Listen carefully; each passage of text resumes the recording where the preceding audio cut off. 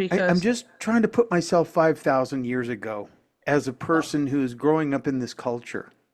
now these stories are handed down from almost the day that you're born, so that you can live your life in accordance to this, so that you Right, don't get devoured by Ammit. So in right. 5,000 years ago, everybody knows every little bit of it.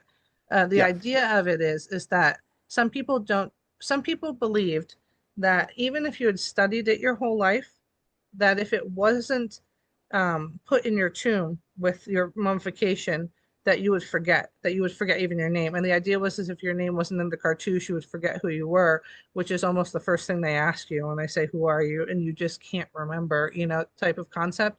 So the idea is even as if the way that Ryan and I put it last time, it was like as long as you have a good lawyer, you can get out of anything type of concept. But it's like the same way. It's like even if you were a scholar of these things, it seems that if it weren't written in your tomb and the spells weren't said over you, that for some reason you just couldn't really remember it. And the other way is even if you didn't study and you were just a king who lavished himself in wickedness the entire time, it seems like if you had a good high priest you could get your heart replaced with a heart scarab, all the spells, and make it through. And realize that in old Egypt, only the pharaohs were going through. And then it became the rich, and then it became everybody. So as far as everyone else was concerned, they just believed if you say 5,000 years ago, that they were, unless they were a pharaoh, which was seen as like God on earth, one of the gods on earth, that you just suffer the second death automatically.